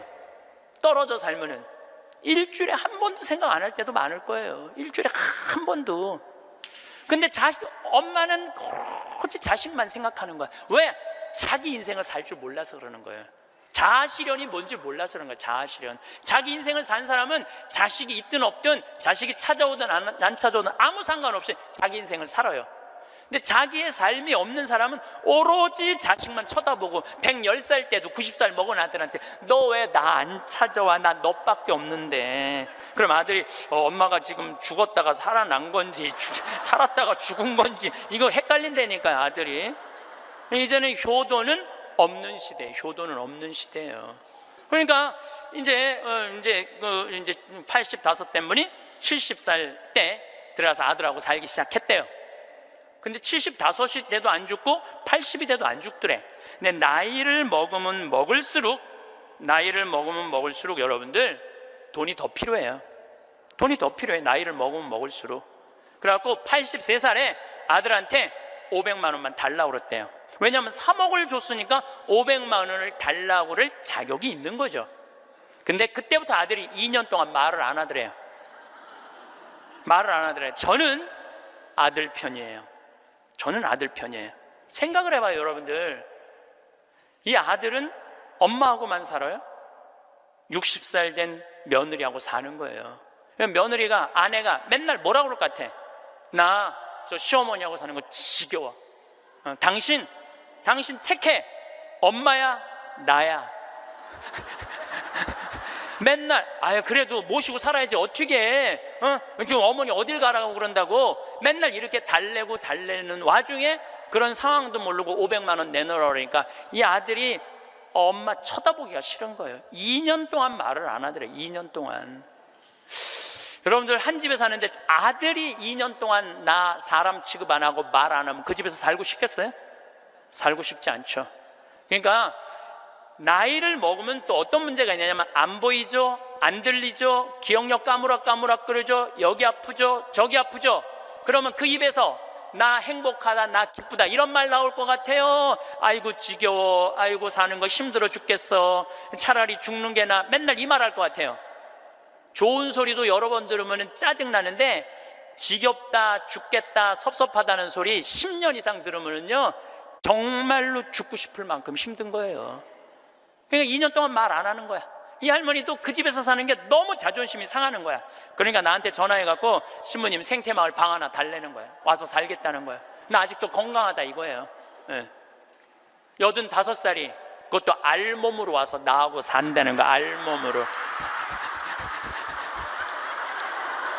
아니 내가 20살이 나하고 와서 산다고 그래도 살까 말까 고민을 지금 해야 될 판국인데 85이 아들한테 3억 다 주고 나한테 와서 알몸으로 살겠다고. 할머니, 우리 생태마을은 피정집입니다. 그래서 할머니 드릴 방이 없습니다. 아니 내가 그 방 많은 거 아는데 왜 방이, 그 많은 방이 비느냐 이거예요. 내놓으라는 거예요. 아니, 할머니 죄송하다고, 우리는 피정집이라 내년 지금 10월 달까지 지금 실질적으로 거의 예약이 끝났어요. 할머니 드릴 방이 없어, 죄송해요. 그러니까 아니 방송 보면 우리 노인들 마음을 가장 잘 아는 분이 신부님인데 막상 통화해 보니까 보는 거하고 다르다 이거예요. 방송 보는 거하고. 그러면서 이 할머니가 마지막 전화기를 내려놓으면서 나한테 한 방을 먹이더라고. 뭐라고 그러냐면은 전화 막상 해보니까 신부님이나 내 아들이나 다를 바 하나도 없다고, 똑같다고 전화 끊는 거예요. 그러니까 이 할머니는 정말로 어디다 마음 둘 데가 단 한 군데도 없죠. 만약에 이 할머니가 3억을 그대로 가지고 있었다면 그 서름 안 받았을 거예요. 그 서름 안 받고 그냥 자기 인생 사는 거예요. 아들은 아들 인생 사는 거고. 그럼 서로 섭섭할 것도 없어. 원수 될 것도 없어요. 근데 뭐가 원수가 되는 줄 알아요? 줄 거 다 주고 원수가 된다니까. 줄 거 다 주고 해줄 도리 다 해고도 원수가 된다니까. 그러니까 자식한테 돈을 주는 게 아니에요. 주지 마세요. 이제 뭐하러 주세요, 자신을. 울산에서 한 할아버지가 전화를 했어요. 경찰서에. 작년에 신문에서 제가 읽은 내용이에요. 나 경찰한테 이렇게 얘기한 거, 두유 2개로 10일을 버텼다. 두유 2개로. 난 지금 죽을 것 같다. 나를 좀 살려줘라. 그래서 경찰이 가서 문을 따보니까 할아버지가 뼈밖에 안 남은 거야. 10일 동안 두유 2개로 먹었으니 뭐가, 물 10일 먹은 거하고 똑같잖아요. 그래갖고 이 할아버지 뭐 누구 돌볼 사람 없나 했더니 할머니가 1년 전에 돌아가신 거야. 여기 우리 할아버지들 많이 와서 앉아 계신데 여러분들 오늘 강의 다 까먹어도 좋아. 정말로 다 까먹어. 이것만 안 까먹으면 돼요. 여러분들은 무슨 일이 있어도 할머니보다 하루 먼저 죽어야 돼. 무슨 일이 있어도 누구보다 먼저 죽어? 할머니보다. 할머니 죽으려고 그러면 너 죽지 마. 나 죽기 전에 죽지 마. 그리고 먼저 죽어야 돼요. 그러니까 여기 효자 열보다요 악처 하나가 낫다니까요. 효자가 하루 종일 같이 있어줘요? 같이 잠자줘요? 못하는 거예요. 악처가 같이 밥 먹어주고 같이 있는 거예요. 그러니까 여기 오늘 할아버지들은 제발 할머니들 가슴 아픈 일 하지 마세요. 그냥 마누라가 시키는 대로 하고 사세요. 머리 깎으라고 그러면 가서 머리 깎고, 목욕하라면 목욕하고, 내복 추우니까 내복 입으라면 내복 입고, 내복 벗으라면 벗고, 시키는 대로 하고 사세요. 시키는 대로. 근데 이 할머니가 1년 전에 돌아가신 거예요. 어떤 금술 좋은 할머니하고 할아버지하고 한 집에 살았어요. 근데 그날 오후 따라 할머니하고 할아버지하고 목욕을 깨끗하게 했어, 둘이서. 그리고 저녁을 맛있게 차려 먹었어. 그래서 저녁에 침대에 누웠는데 할머니가 옛날 생각이 나는 거야. 할아버지를 툭툭 치면서 여보 영감, 이렇게 깨끗이 씻고 맛있게 먹고 이렇게 침대에 누우니까 우리 신혼 생각난다. 당신 생각나? 신혼 때 당신 이렇게 냉랭하지 않았어. 당신 신혼 때 잘 때 내 손 꼭 잡아주던 거 생각나 안 나? 딱 그런 거예요. 할아버지 가만히 생각해보니까 손을 잡아줘야 될 것 같은 거야. 그래서 할머니 손을 싹 잡았어요. 그랬더니 할머니가 여보 영감, 당신이 내 손 잡아주니까 너무 행복하다. 근데 당신 생각나? 당신 신혼 때 이렇게 내 손 잡는 걸로 끝내지 않았어. 당신 잘 때마다 꼭 내버려 뽀뽀해 주던 거 생각나 안 나? 딱 그런 거예요. 생각해 보니까 뽀뽀도 해줘야 될 것 같은 거야. 그래서 할아버지가 할머니 손을 쫙 잡은 상태에서 고개를 돌려서 뽀뽀를 쭉 해줬어요. 근데 할머니가 너무 여보 영감, 당신이 내버려 뽀뽀해 주니까 나 새댁된 기분이야. 너무 행복하다. 여보 영감 너무 고마워. 근데 여보 영감, 당신 생각나? 당신 신혼 때 내버려 뽀뽀하는 걸로 끝내지 않았어. 당신 그 이루 내기 잘근잘근 애무해 주던 거 생각나 안 나? 딱 그런 거예요. 그랬더니 그때서 할아버지가 얼굴이 울그락불그락 하면서 확 이불을 내던지고 나가버린 거예요. 그래갖고 할머니가 여보 영감 어디가? 문 열고 나가는 할아버지한테, 그랬더니 할아버지가 딱 문지방에 서서 할머니를 딱 째려보고 이렇게 말을 했어요. 기다려, 이빨 갖고 올 테니까. 딱 그랬다는 거 아니에요. 이제 여러분들 노인들은요 부부밖에 없어요. 정말 부부가 귀하게 여겨야 되는 거예요. 그런데 이 할머니가 1년 전에 돌아가신 거예요. 딸은 하나 있는데 교통사고를 갖고 인사불성이 된 거예요. 딸은 인사불성이 된 거예요. 누구 돌볼 사람 없나 했더니 이 할아버지 3층짜리 빌딩을 갖고 있었던 할아버지야. 3층짜리 빌딩을 갖고 있고 그 옆에 4평을 달아서 거기서 폐지를 모으고 살았던 거예요. 거기서 월세도 나오는데 이 할아버지는 버는 법은 배웠는데 쓰는 법을 못 배운 할아버지예요. 쓰는 법을 못 배운 할아버지. 여기 계신 분들도 많습니다. 예, 많아요. 정말로 개처럼 벌어서 짐승같이 써야 되는데 개처럼 벌어서 개처럼 쓰는 사람들 많아요. 제대로 돈의 가치답게 쓰지 못한 분들 너무너무 많아요. 많은 경우 여러분들 폐지 줍고 다니는 분들 많죠. 할머니 할아버지 그런 분들 중에 대개 자식들한테 몇 천만 원 몇 억씩 다 주고 자기는 폐지 줍고 다니는 사람들 많아요. 실질적으로 그러시지 마세요. 내가 행복해야 돼요. 내가 행복한 게 자식 도와주는 거예요. 그래서 제가 여러분들한테 보너스 하나 꼭 하시라고, 돈 안 들고도 할 수 있는 보너스. 내년 나중에 얘기지만은 내년 3월 25일부터 4월 20일 사이에 여기 해화동 서울대학병원에 가세요. 서울대학병원에 가면은 그 꼭대기 층에 식당이 하나 있어요.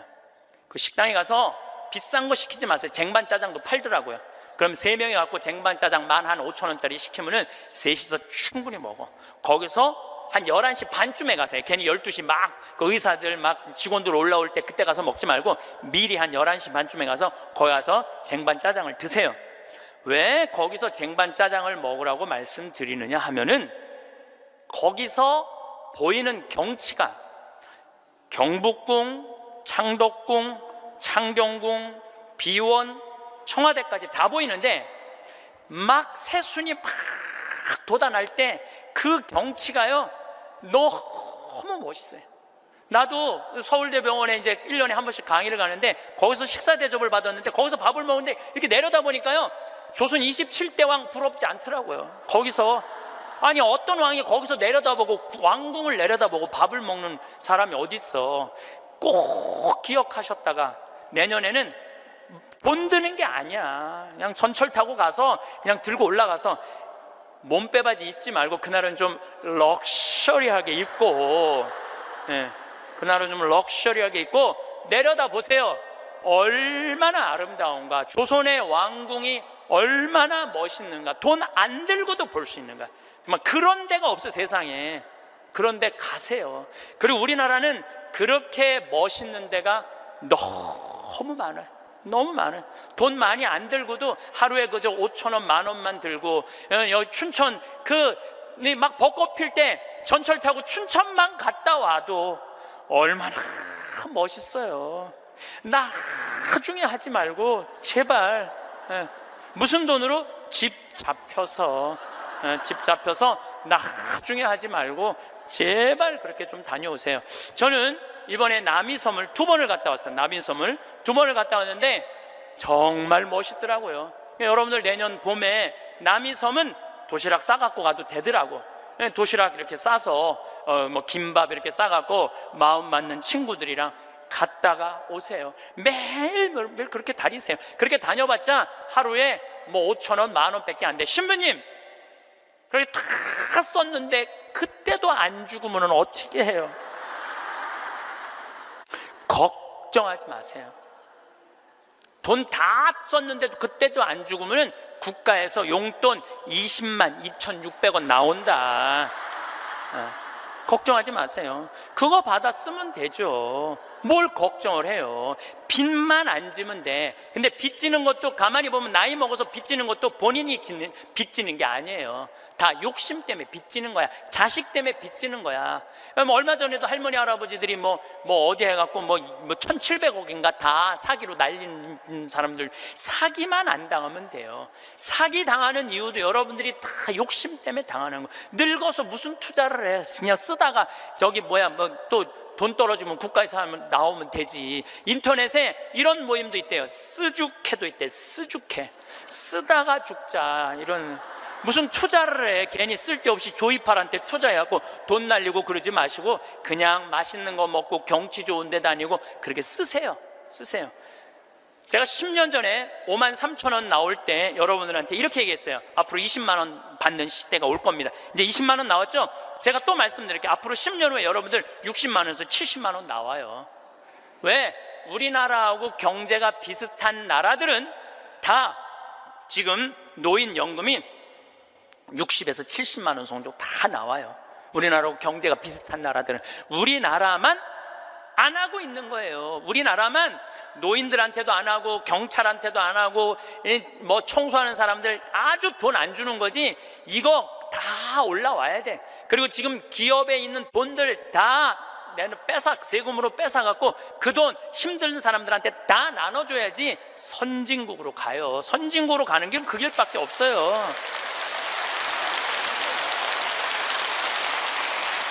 미국은 가보니까 할머니 한 분이 95살 먹은 할머니야. 이번 LA 갔는데 나한테 용돈을 $1,000를 주더라고요. 정말로 나이 많으신 분이야. 용돈을 $1,000를 100만 원을 주는 거예요. 할머니 무슨 돈이 있어? 우리 돈 많아. 그래. 내가 지금 그래서 궁금해갖고 물어봤어. 미국의 할머니들은 한 달에 돈 하나도 없는 분들 연금이 얼마 나오냐면 $800가 나와요. $800면 우리나라 돈으로 85만 원이 나와요. 85만 원. 그런데 85만 원뿐만 아니라 집도 없어 이런 분들은 그러면 아파트 월세까지 다 나와요. 시골은 $200, 도시는 $300 하거든 월세가. 그것까지 다 나오는 거니까 한 달에 100만 원 정도가 나오는 거야. 근데 만약에 이 할머니가 한 달에 100만 원을 줬는데 1년 연말 결산을 해봤는데 100만 원을 다 안 써서 50만 원밖에 안 썼어. 그러면은 이 할머니는 돈이 있던가 돈이 필요 없던가 하는 할머니라고. 그 다음에는 연금을 40만 원밖에 안 줘요. 그래서 미국에 다녀보면 할머니들이요 그 돈 쓰려고 얼마나 돌아다니는지 몰라요. 그러니까 쓰죽해가 생기는 거야. 쓰다 죽자. 그냥 나한테 용돈도 $1,000씩 주는 거죠. 내가 그 할머니한테 5년 전에도 나한테 만나서 그랬대요. 그래서 할머니 손을 잡고, 할머니 내가 한 5년 후에 여기 또 올 것 같은데 그때 또 봐요. 그랬더니 그때는 좀 생각을 해봐야 될 것 같아 그러시더라고요. 100살 땐 생각을 해봐야 되겠다 이거죠. $30,000가 통장에 넘었으면요 연금을 안 줘요. 미국도. 그러니까 자기 통장에 3,000만 원 밑으로 자꾸 만드는 거예요. 쓰라는 거예요. 근데 우리나라도 그렇게 갑니다. 분명히 그렇게 가요. 그리고 우리나라가 부정적인 요소도 많지만은 제 판단에는 앞으로 전 세계에서 가장 발전한 나라 중에 하나예요. 우리나라가. 그러니까 걱정하지 마세요. 예수님이 걱정하지 말라고 해도 뭘 이렇게 쓸데없는 걱정을 많이 하고 그래.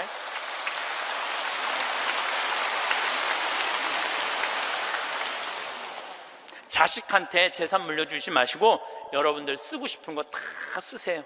여행 다니고 싶은 거 여행 다니고, 먹고 싶은 거 있으면 먹고, 없으면은 안 쓰면 되지.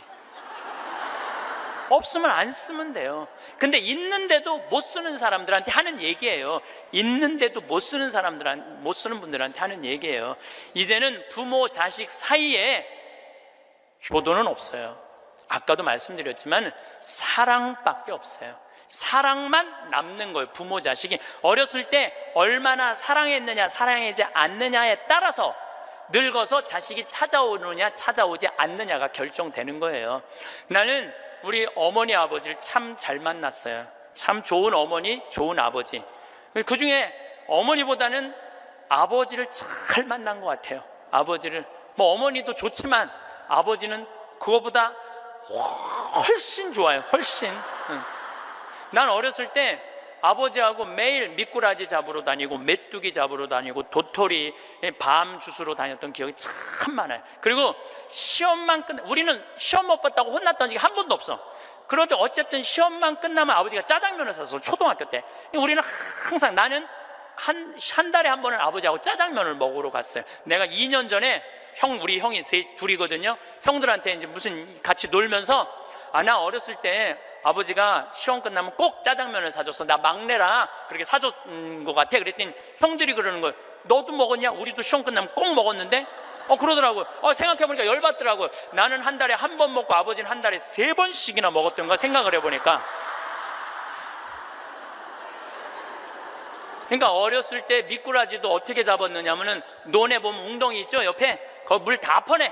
아버지하고 바가지로 다 퍼내면 그 진흙 안에 미꾸라지 많아. 그럼 그거 탁 잡아다 그 잡는 그 느낌이 얼마나 좋은지 몰라요. 미꾸라지가 진흙을 딱 잡으면은 미꾸라지가 꾸물쭉꾸물쭉하고 막 생기는 거 있잖아요. 우렁도 있고 참 행복한 시절 보냈어요. 그러니까 이제 아버지를 생각하면은 참 마음이 따뜻해요. 아버지를 생각하면. 근데 중학교 3학년 때 내가 옥상에서 밤에 담배를 피고 있는데 어험 소리가 들리더라고. 어험 소리가. 고개를 돌려보니까 아버지 뒷모습이야. 아버지가 내 담배 피는 걸 보고 내려가신 거예요. 너무 미안하더라고요. 왜냐하면 나는 손찌검 한번 하신 적 없는 아버지인데 그 좋은 아버지한테 담배 피는 모습을 중학교 3학년 아들이 보였으니 얼마나 미안해요. 그러니까 아버지 쳐다보기가 정말로 얼굴을 들을 수가 없었어요. 근데 아버지가 하루가 지나도 말이 없고 이틀이 지나도 말이 없는 거야. 일주일이 지났는데도 말이 없으신 거예요. 그래서 난 이렇게 생각했어요. 깜깜해서 못 보셨나 보다. 이렇게 생각을 했어요. 근데 2주일이 됐는데 2주일째 누나가 나를 부르는 거예요. 막내야. 항상 저를 막내라고 부르거든요. 우리 집에서는. 막내야, 얘기 좀 하자. 그래 얘기해. 그랬더니 너 담배 피니? 그러더라고요. 나 담배 펴. 왜냐하면 그때 제가 중학교 2학년, 3학년, 고등학교 1학년 거의 3년을 학교를 거의 안 다녔거든요. 뭐 여러 가지 몸이 안 좋아갖고 뭐 학교 안 다니니까 할 일이 뭐가 있어. 맨날 그냥 담배나 피고 앉아 있는 거죠. 학교 다니면 담배 필 시간 없지만 학교 안 다니니까 담배 필 시간이 얼마나 많아요. 맨날 담배나 피고 있는데 너 담배 피니? 그래서 나 담배 펴. 그랬더니 아버지가 나한테 얘기하더라. 너 건강도 안 좋은데 담배 끊었으면 좋겠다고. 그러니까 우리 아버지는 아들한테 이 얘기를 하고 싶은데 직접적으로 말하면은 서로 간에 충격이 있을 것 같은 생각을 하신 거예요. 그러니까 나하고 제일 친한 누나한테 얘기를 한 거죠. 그래서 아주 정중한 나한테 부탁을 해 오신 거죠. 그때 내가 받은 아버지에 대한 감동은요, 이거는 지금도 나는 아버지가 세상에서 제일 커요. 아버지가 세상에서 제일 큰 분이에요. 내 인생에 있어서. 그러니까 지금도 한 달에 한 번 아버지를 안 보면은 내가 못 견뎌요. 보고 싶어. 막 보고 싶어요. 그래서 나는 요즘은 뭐 11월, 12월 내 시간이 하나도 없어요. 아버지 만나러 갈 시간이 없어. 그래도 내일은 내가 수원에 강의가 있거든요. 우리 집이 수원이니까 내가 아침에 나오면서 전화했어요. 아버지 같이 밥 먹자고. 그러니까 아버지하고 밥을 먹고 아버지를 쳐다보고 있으면 내가 행복해. 우리 아버지는 나이가 85살이에요. 나는 해가 가면 갈수록 아버지가 더 좋아요. 해가 가면 갈수록. 나 시간 남은 수원 가서 여자 안 만나요. 아버지 만나지. 근데 아버지가 지난 10월 달에 우리 생태마을에 오셔서 산에 가셔서 산삼을 2뿌리를 캐갖고 오셨어요. 아들 준다고, 나 준다고 2뿌리를 캐갖고 오셨어요. 그런데 그런 거조차도 나는 오랫동안 기억에 남을 거예요. 우리 아버지는 지금 산에 가갖고 바위 틈에 그 꽃을 산삼 그거를 잎을 보셔갖고 그걸 캐갖고 이 손마디보다 약간 두꺼운 걸 2개를 캐갖고 오셨는데 지금도 나는 아버지가 90살이 되든 95살이 되든 100살이 되든 아버지를 보고 싶은 마음은 변함이 없을 거라고 생각을 해요. 아버지를 보고 싶은 마음은. 왜냐하면 너무너무 사랑하니까. 앞으로는 여러분들 펼쳐질 세상, 앞으로 펼쳐질 세상에 여러분들 자식한테 효도해라, 나 찾아와라 이런다고 자식이 찾아올 것 같아? 지금 부모 안 찾아가는 자식이 650만 명 중에 125만 명이 부모 안 찾아가요. 추억이 있어야지. 먹고 마시고 놀았던 기억이 있어야지. 늙은 아버지하고 먹고 마시고 노는 거예요. 성서 잘 묵상해 보세요. 내가 이거 첫째 시간, 이게 6강인데 첫째 시간에 먹고 마시고 노는 일이 얼마나 중요한지 아주 잘 설명을 해놨어요. 여러분들 그걸 한번 보세요. 예수님이야말로 우리를 진정으로 사랑하는 우리 진정한 왕이야.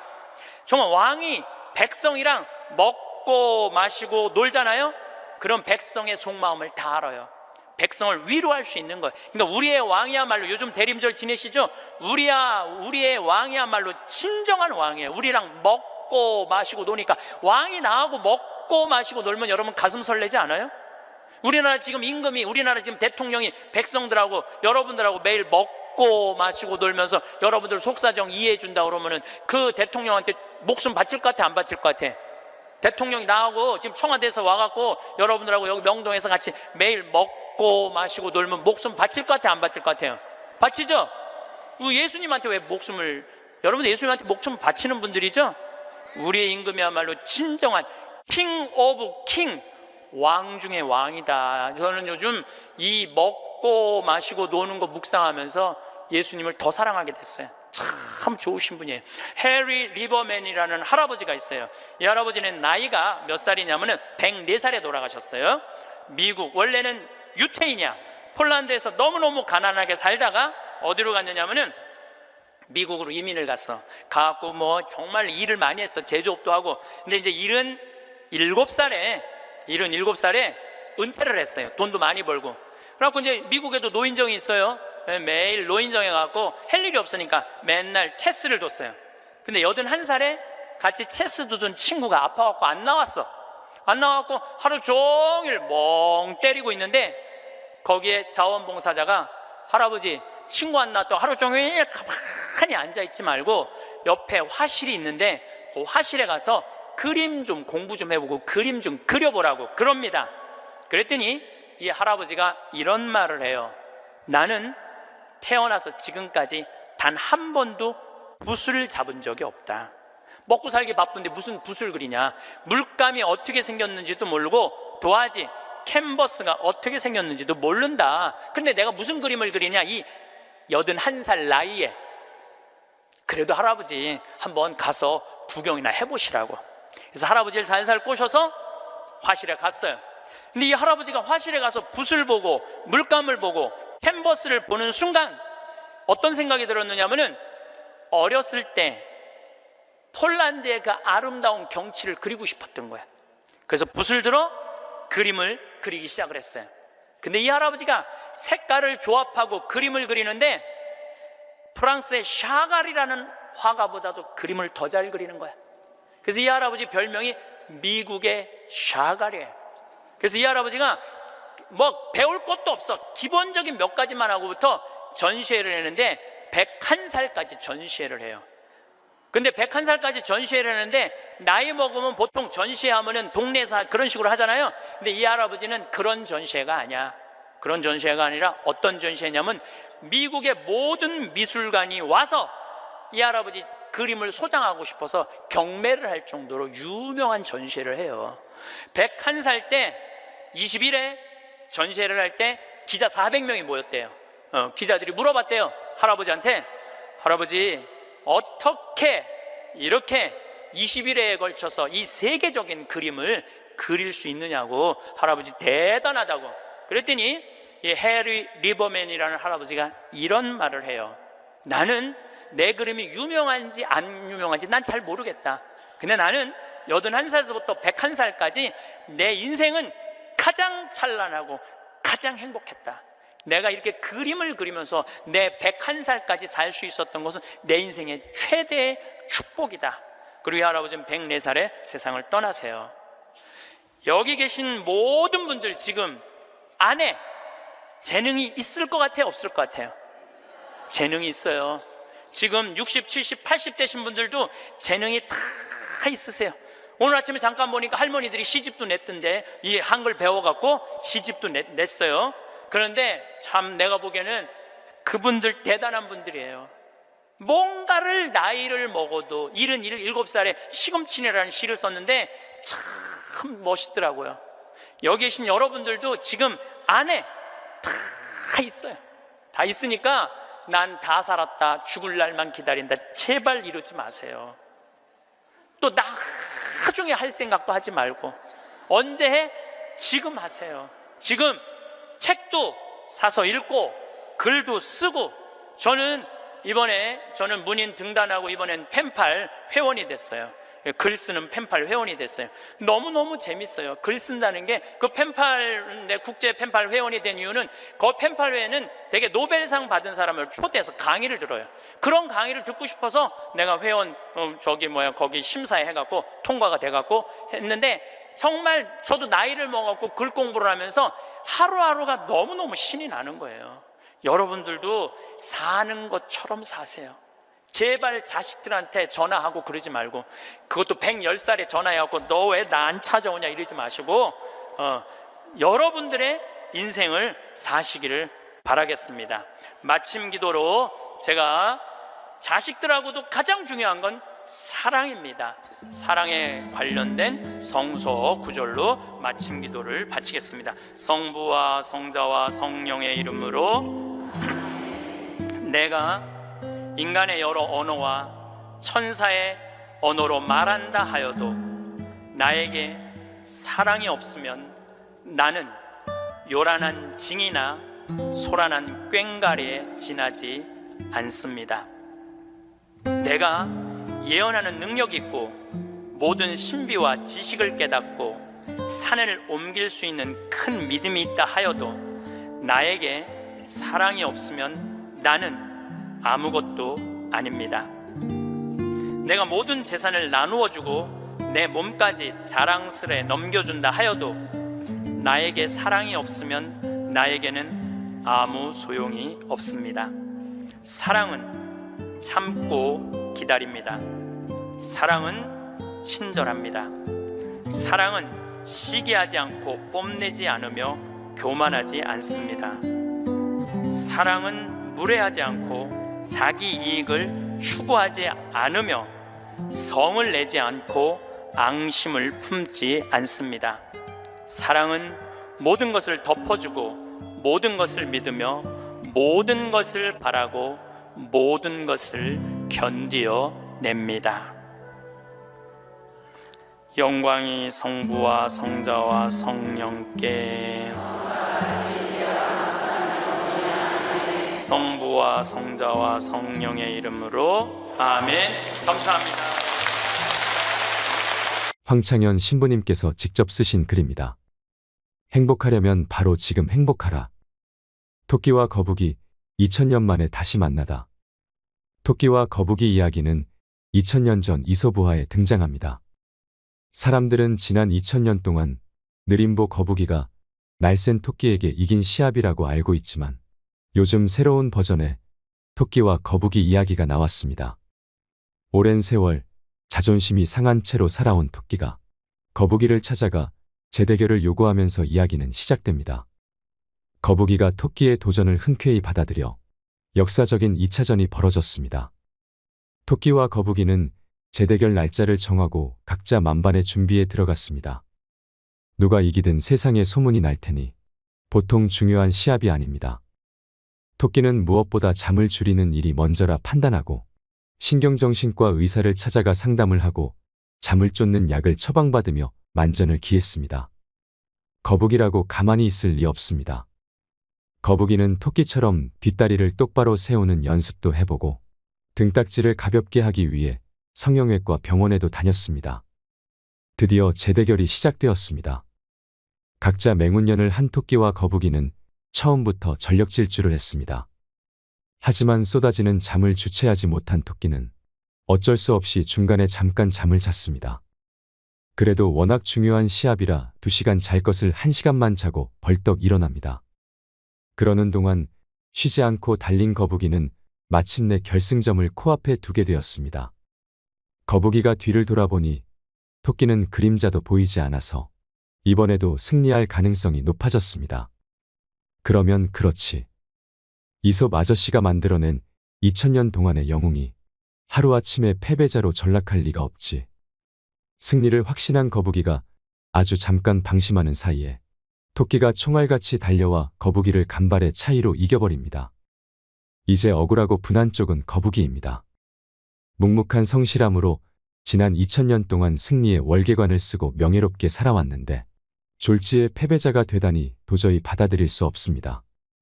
절치부심한 거북이는 도전장을 내밀었고 토끼가 이를 받아들입니다. 거북이는 피나는 노력을 합니다. 뒷다리는 물론이고 앞다리까지 고추 세우는 훈련을 하고 토끼가 잠을 자는 나뭇가지에 수면 유도제 분말 가루를 달아놓고 리모컨으로 가루를 분사할 계획까지 세우는 등 치밀한 준비를 합니다. 토끼도 열심히기는 마찬가지입니다. 달리다 지치지 않도록 저명한 내과 의사에게 부탁한 특수 영양제를 먹고 그것도 안심이 되지 않아 이번 시합에는 아예 각성제를 먹더라도 잠을 자지 않겠다고 결심합니다. 다시 벌어진 3차전에서 토끼는 앞다리까지 바짝 세우고 내달리는 거북이를 보며 마음을 다잡습니다. 나무 밑에 이르렀을 때 거북이가 매달아 놓은 수면 유도제 분말가루 탓에 갑자기 졸음이 밀려와 잠시 비틀거렸지만 이래서는 안 된다며 머리를 흔들고 계속 내달렸습니다. 마침내 토끼는 거북이가 도저히 따라올 수 없게 간격을 벌리고 여유롭게 결승점을 통과했습니다. 3차전 시합까지 패배한 거북이는 가문에 수치라며 너무도 상심한 끝에 우울증에 걸리고 말았습니다. 이대로 패배자라는 낙인을 떠안고 살아가느니 죽는 게 낫다는 생각합니다. 이런 거북이를 보며 할아버지 거북이가 말했습니다. 손자야, 슬퍼하지 마라. 너는 토끼 평균 수명이 얼마나 되는지 아느냐? 토끼는 하도 빨빨거리고 뛰어다니다 보니 기껏해야 7년밖에 살지 못하지만 우리는 느리기 때문에 수명이 200년이나 된다. 원래 느린 게 우리 숙명인데 왜 되지도 않게 토끼를 이기겠다고 앞다리 뒷다리를 세우며 힘들게 사느냐. 천천히 살아라. 그게 바로 내 운명이다. 제가 하고 싶은 말은 바로 이것입니다. 지금 대한민국 부모들은 자녀들을 기껏해야 7년밖에 살지 못하는 토끼로 만들려고 안달하고 있습니다. 200년을 사는 거북이를 닮으면 절대 안 된다면서 채찍질을 하며 잠도 재우지 않고 공부를 시킵니다. 얼마 전에 지인으로부터 잊지 못할 이야기를 들었습니다. 서울의 어느 유치원에서 아이들을 숲속에 데려가 자연과 호흡하게 했는데 아이들이 살랑거리는 바람 속에서 흙냄새를 맡고 나뭇가지에 숨어있는 작은 벌레들과 대화하며 그렇게 좋아하더랍니다. 그런데 한 어머니가 달려와 원장에게 이런 말을 했답니다. 아이들이 숲속을 걸으면서 영어 단어 하나라도 더 외우게 하면 참 좋겠네요. 다음엔 꼭 그렇게 해주세요. 참으로 안타까운 일입니다. 여러분, 행복하려면 지금 바로 행복해야 합니다. 내가 지금 행복해야 내 자녀도 행복해질 수 있습니다. 이상으로 책틀맨이었습니다.